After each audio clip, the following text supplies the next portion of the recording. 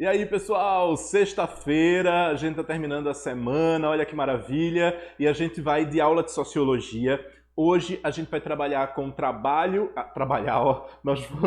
o nosso assunto é trabalho e classes sociais, para não ficar redundante, mas antes de começar a aula, nós vamos falar sobre SSA. Olha só, as inscrições foram prorrogadas até o dia 31 de agosto, o pagamento é até o dia 3 de agosto, o valor é R$ 110. Infelizmente, o período para pedir isenção ele já passou. As inscrições elas são exclusivamente online. Tem QR Code, Aninha? Tem. Vamos colocar QR Code aí, porque você já vai direto para a página da inscrição, tá certo? As datas das provas, elas só são em dezembro, gente. Dá tempo de vocês se prepararem, dá tempo de vocês acompanharem aqui com a gente as aulas do EducaPE e nós vamos estar bem pertinho de vocês, seja pela tela, seja presencialmente também. A Secretaria Estadual de Educação com vocês no SSA 2022. Vamos começar, então, falando sobre trabalho. Lembrando, meu nome é Hugo Regis, sou professor de Sociologia e a gente vai falar agora sobre o conceito de trabalho. Ele é geralmente entendido, o conceito, como atividade humana realizada com o objetivo de produzir uma forma de obtenção de subsistência. O que eu quero dizer? Que o trabalho, ele sempre será para garantir a nossa sobrevivência. Desde a história da humanidade, o trabalho ele foi utilizado como uma alternativa de garantir que as pessoas elas sobrevivam no planeta, certo? Então o trabalho ele é para a subsistência.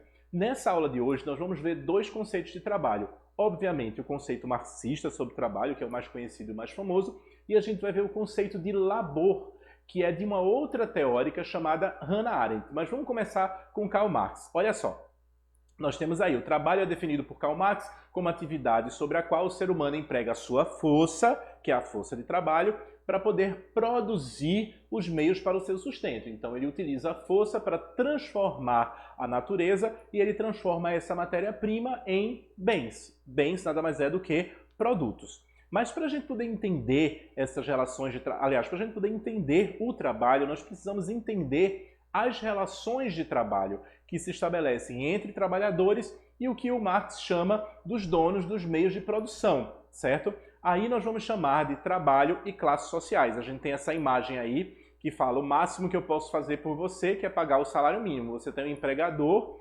pagando ao trabalhador, o trabalhador ele vende a sua força de trabalho e a partir da venda da força de trabalho ele ganha aí o dinheiro para o seu sustento. Então, a base da teoria de Karl Marx ela é toda fundamentada no que a gente chama de luta de classes. Para Karl Marx, é a propriedade privada dos meios de produção que constitui a base econômica da divisão da sociedade em classes. Então vamos lá. Primeira coisa, propriedade privada. Propriedade privada, quando a gente estava lá na Idade Média, né, quando a gente sai do modo de produção primitivo para o modo de produção escravista, para o modo de produção feudal, certo? Surge a propriedade privada. O que é a propriedade privada? Quando alguém chega numa terra que antes era de todo mundo, que todo mundo podia produzir, aí alguém chega lá e coloca uma cerca e diz essa terra é minha. É por isso que o filósofo Proudhon ele vai dizer que a propriedade privada é um roubo, justamente porque a terra ela pertence a todos e todas os habitantes e as habitantes do planeta, não é? Então a terra não deveria ser tomada para algumas pessoas. O que é que isso reflete da Idade Média para cá? Reflete que hoje nós temos poucas pessoas com muita terra e muitas pessoas sem terra alguma, precisando de terra para construir a sua própria casa, precisando de terra para a sua lavoura. Então essa divisão igual das terras, né, da tomada de terras, ela se dará hoje na contemporaneidade com pessoas sem ter casa para morar, sem ter terreno para construir as suas casas e sem ter espaço para produzir as suas lavouras. Uma outra coisa é a propriedade privada dos meios de produção. O que é a propriedade privada dos meios de produção?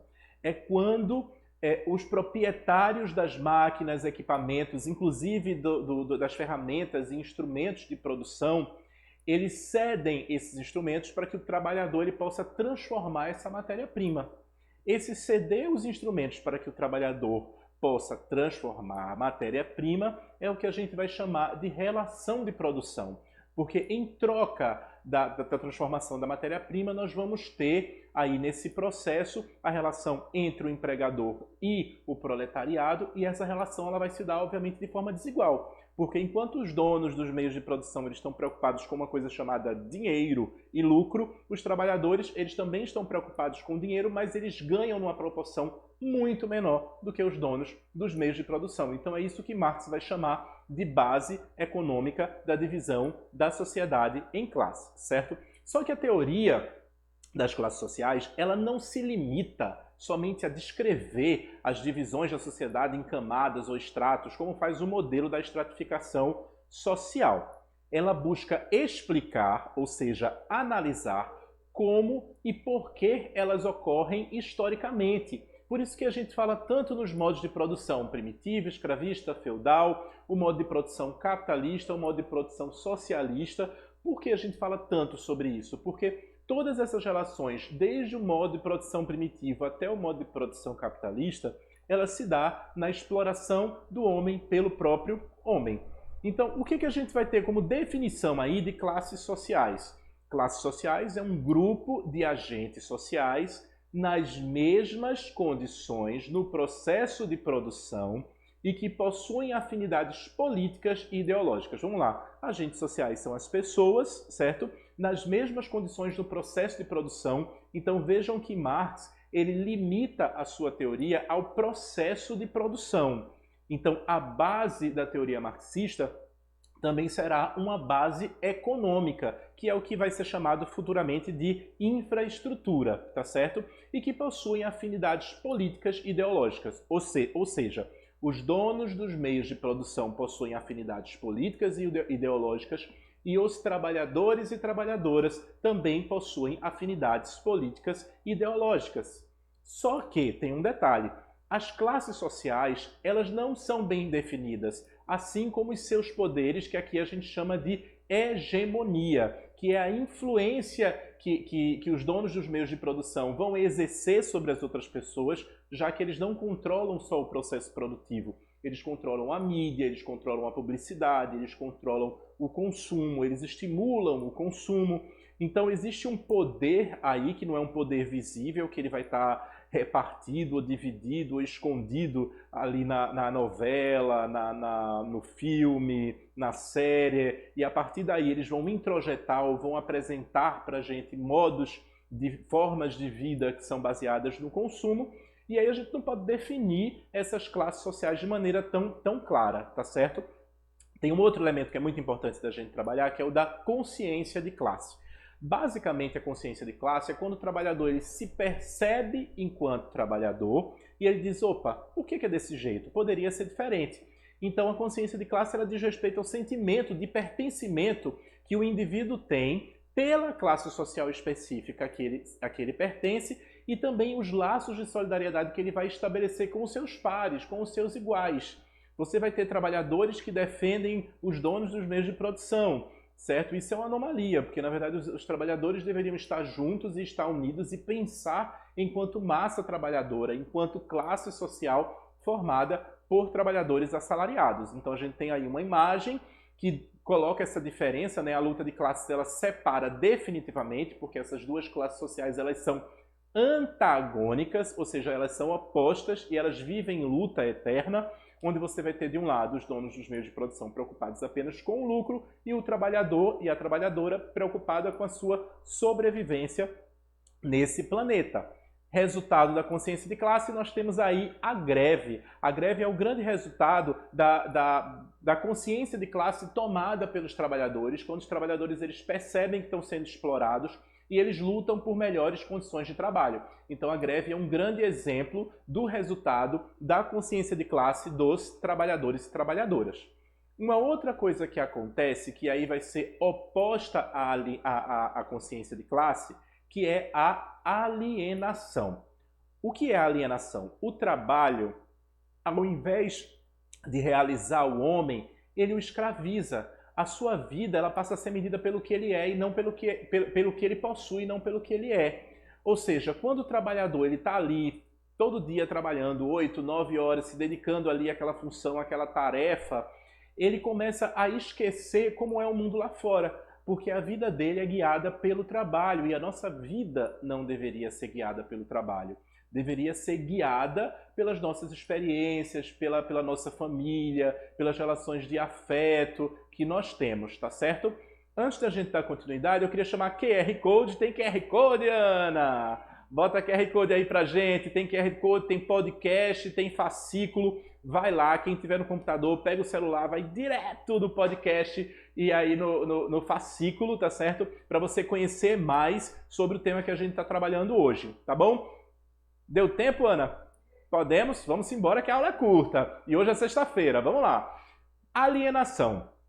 O processo de alienação... Aninha, aumenta essa tela para o pessoal ver melhor. Vamos ler junto esse texto aqui. Olha só, o processo de alienação decorre de um contexto histórico atribulado ao qual o ser humano parece não mais pertencer.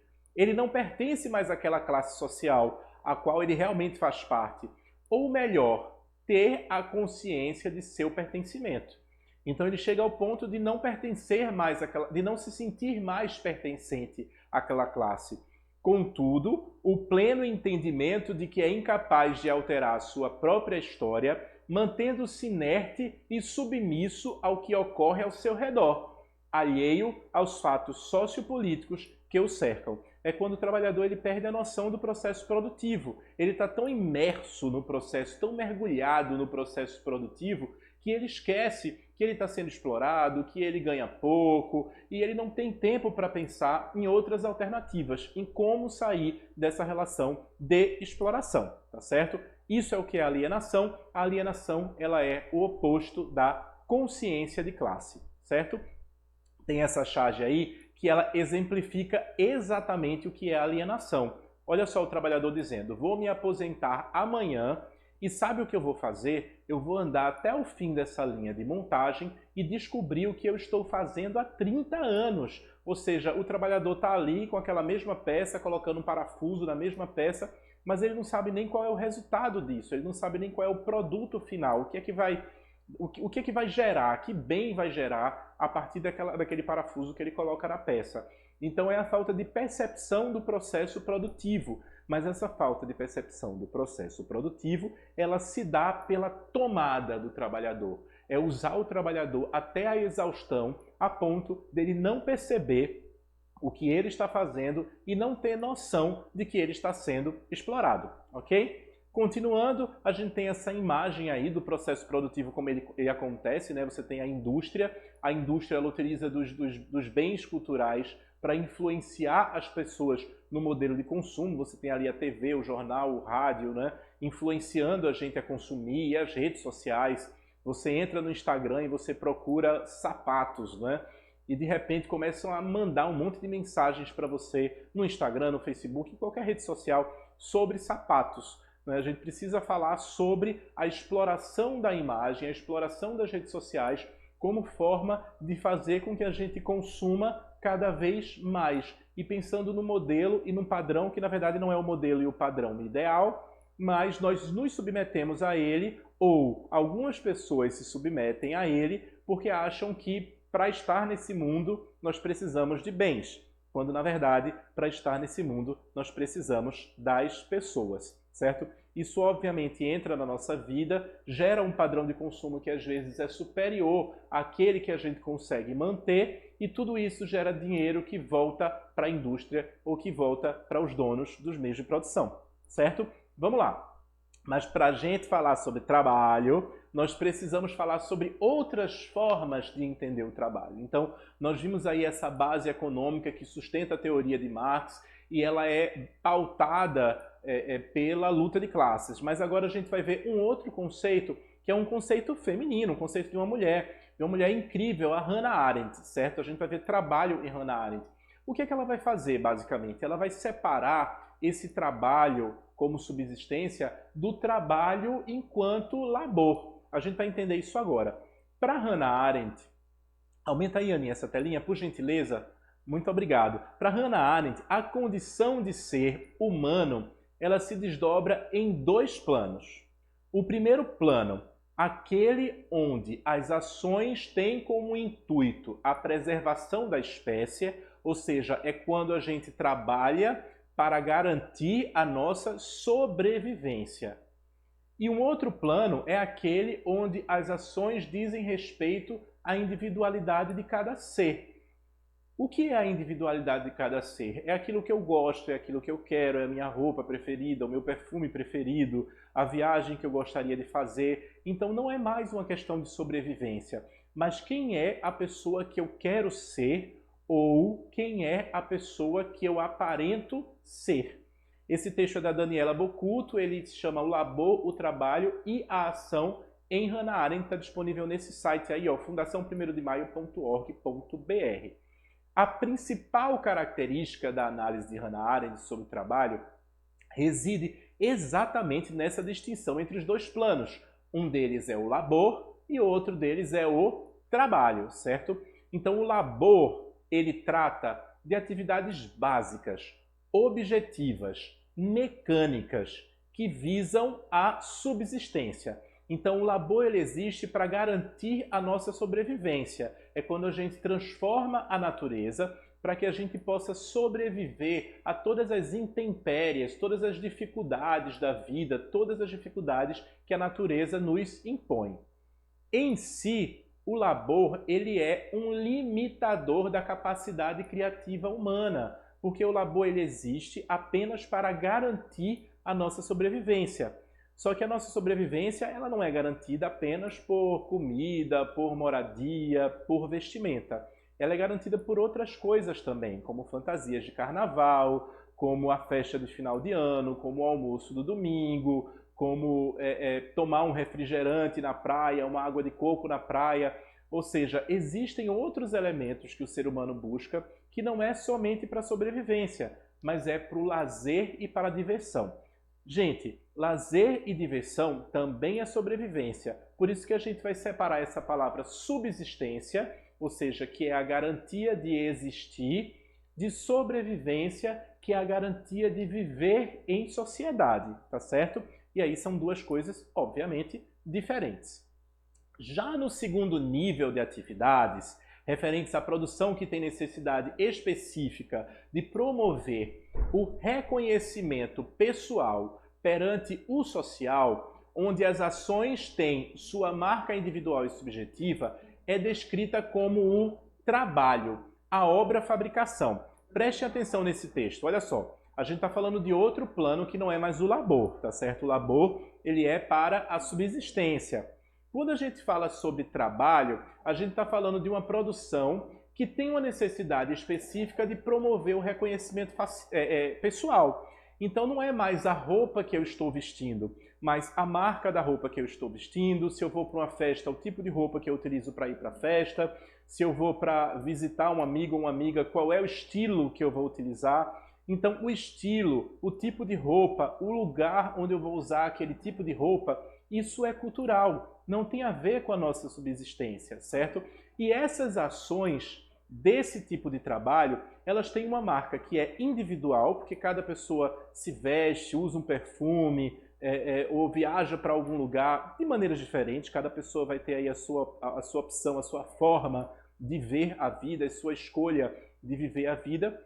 Então essa marca ela é individual e ela também é subjetiva. A forma que eu me vestia há 10 anos atrás não é a mesma forma que eu me visto hoje. Não é? As coisas que eu gosto de fazer não são as mesmas coisas que eu gostava de fazer há 10 anos atrás. O ser humano ele vai se adaptando, não é isso? Então essa marca ela é individual e ela é subjetiva e aí que a gente chama de trabalho, que a Hannah Arendt vai definir como obra-fabricação. Ou seja, qual é a conclusão que ela chega? Que a condição humana analisada pela autora está atrelada ao que ela chama de mundo comum. O mundo comum é construído pelo discurso que dá sentido aos acontecimentos para a coletividade. Então hoje nós vimos duas visões de trabalho, uma de Karl Marx e a outra da Hannah Arendt, e a gente volta na próxima aula. Boa sexta-feira para vocês do primeiro ano. Ó, beijo!